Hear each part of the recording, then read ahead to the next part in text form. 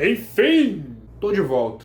O que aconteceu? Bom, eu sempre falo que o canal vai voltar, né? Eu passo um mês sem postar vídeo, esse tipo de coisa, mas dessa vez é verdade. E por que eu digo isso? Enfim, eu arrumei um trabalho e é por isso que eu fiquei um pouco relapso com o nosso conteúdo, e o outro motivo eu já vou mostrar pra vocês. Esse é o outro motivo.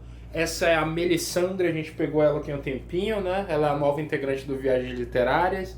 Ela é muito fofa, para de me morder. E ela, assim como o trabalho, tem exigido um tempo, um ritmo diferente para minha vida, mas eu acabei entrando nele. Eu tô me acostumando com a rotina, consegui me organizar e vou conseguir voltar com viagens como ele era antes, um vídeo por semana, e é isso aí. E para começar, nada melhor do que falar bem de um livro e mal de outro.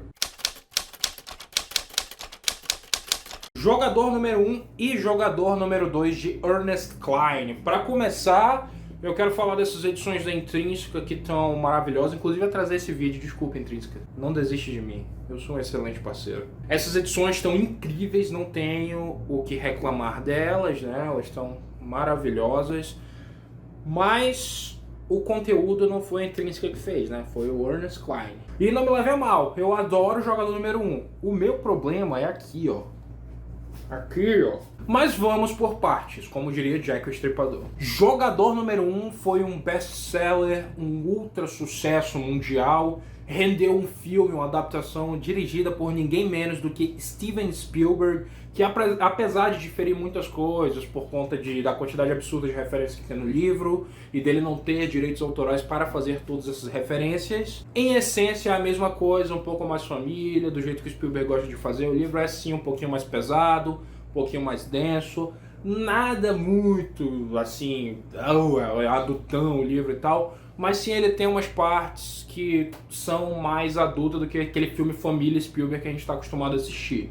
Eu gosto muito de Jogador número 1, eu li ele pela segunda vez nessa edição da Intrínseca, né? Eu tinha lido ele pela primeira vez acho que em 2017, naquela edição da Leia, e a leitura não caiu muito no meu conceito. Sim, numa segunda leitura eu percebi o quanto o livro se apoia muito em referências para montar o que ele é, mas em sua essência ele ainda é uma aventurona, sessão da tarde muito legal, com umas partes bem densas que são capazes de emocionar sim. Temos um protagonista, o Wade Watts, né, que é esse cara que vive nesse mundo que é...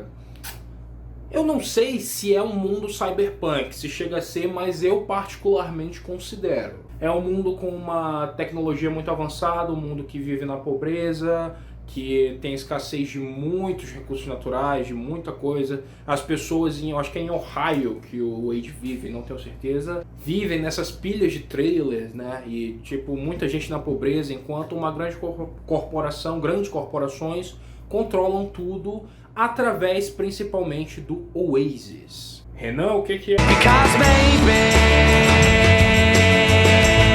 O Oasis é um videogame, uma realidade virtual, em que basicamente as pessoas vivem lá. Elas obviamente precisam sair para comer, esse tipo de coisa, mas elas passam grande parte do seu dia no Oasis, nessa realidade virtual. As crianças vão para escola lá, as pessoas trabalham no Oasis, quem consegue, né? Basicamente as pessoas vivem dissimuladas nessa Matrix, nessa realidade que é o Oasis. Um jogo de videogame virou a vida das pessoas. Não se enganem, tem gente que é assim hoje em dia. Esse futuro não tá tão distante. A Mel tá brincando com um sapo de pelúcia dela pelo quarto, tá?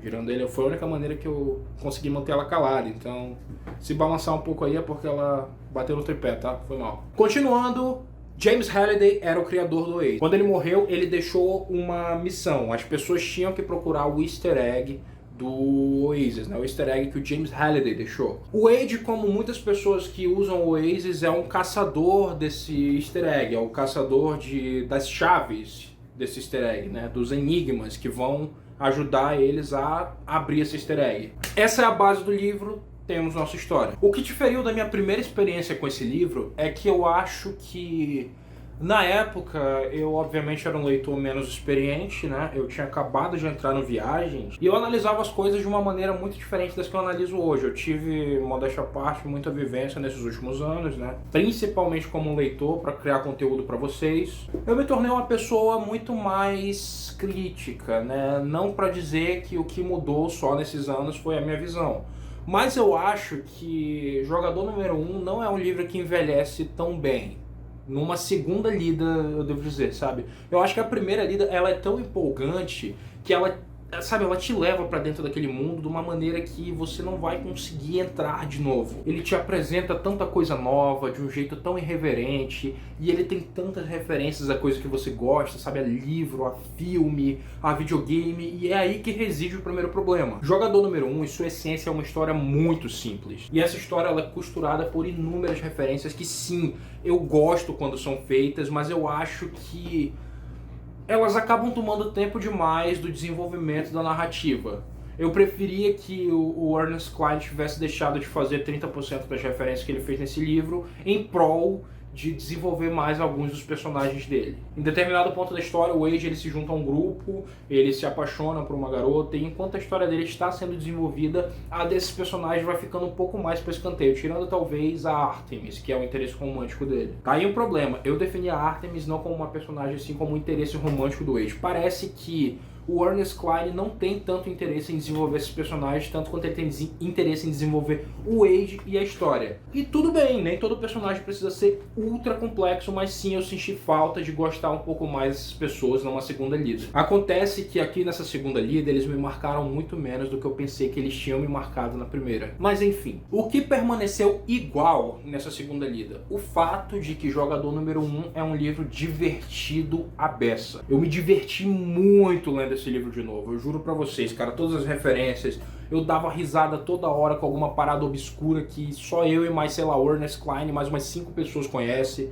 Você queria pagar de cultizão, mas ele joga tanta referência, mas tanta referência que uma hora ele vai acabar acertando você assim. Ele é um livro ultra divertido, ultra engraçado, leve, é uma excelente leitura de passagem. Quando você tiver, sei lá, com uma ressaca de algum livro pesado, grande que você tenha lido, Jogador Número 1 é uma boa pedida. Eu gosto muito do final desse livro, eu acho que ele fecha muito bem uma história que é sim simples, mas muito boa. E isso reside em um dos problemas do Jogador Número 2. Ai, cara. É agora que eu tiro o sorriso da cara de vocês. Se você não leu o Jogador Número 1, não viu o filme, não quer ficar até o final desse vídeo para não pegar spoiler, eu super entendo. Mas deixa uma curtida aqui no vídeo, não vai embora sem curtir, tá? Dá essa força aí pra gente. Adiantando agora que o link de compra desses dois livros vai estar aqui embaixo, e comprando por esse link você vai estar ajudando Viagens Literárias a crescer. Jogador Número 2, vamos lá. Eu sou um cara que eu não tenho tanto preconceito contra continuações desnecessárias. Eu normalmente sou o cara que falo, ah, cara, vai saber, vamos assistir ou vamos ler e depois a gente vê se ficou bom ou não. Apesar de eu sim ficar muito incrédulo com algumas coisas. Às vezes eu quebro a cara, às vezes não. Por exemplo, Mallory, que é a continuação de Caixa de Pássaros, temos resenha aqui no canal, inclusive. Foi um livro que eu gostei bastante, enquanto outras pessoas não gostaram. Mesmo. Algumas pessoas odiaram esse livro, ele foi bem divisivo, mas eu acabei curtindo a minha leitura, apesar de eu não achar ele tão bom quanto Caixa de Pássaros. Jogador Número 2 não vai ser uma unanimidade, obviamente vão ter algumas pessoas que vão gostar, claro, sempre tem, mas eu acho que ele vai ser menos divisivo do que Mallory foi. Ele vai ser um livro que as pessoas vão odiar muito, como já estão odiando. Jogador Número 2. Qual é a trama de Jogador Número 2? Exatamente a mesma do primeiro livro. Esse é um dos problemas. Além de ser uma continuação desnecessária, ele é extremamente repetitivo. No final do Jogador Número 1, o Wade consegue encontrar o easter egg, todos são felizes, ele ganha, fica milionário. Enfim, Jogador Número 2 começa imediatamente depois do final do primeiro livro. O Wade está lá, milionário, belíssimo em sua mansão, curtindo sua nova vida, e ele vai descobrindo alguns segredos do Halliday, incluindo uma nova caça ao tesouro. Sim, ele deixou outra. O cara acabou de terminar uma, vai ter que fazer outra, sabe?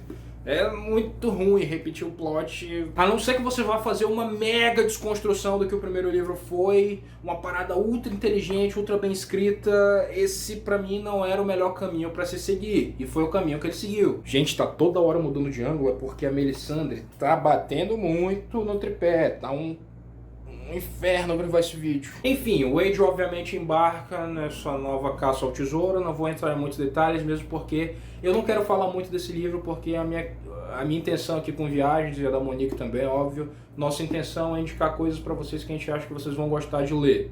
Isso aqui eu acho que ninguém vai gostar de ler. Mas eu preciso destilar esse veneno que tá dentro de mim. O Wade ele vai descobrindo esses segredos do Halliday e tal, como o novo dono do Oasis e o novo chefão de tudo. Ele dá a si mesmo e aos seus amigos diversos privilégios. E tá certo ele, onde você vai você tem que levar os brothers, se você subir de vida e puder levar eles, por que não, né?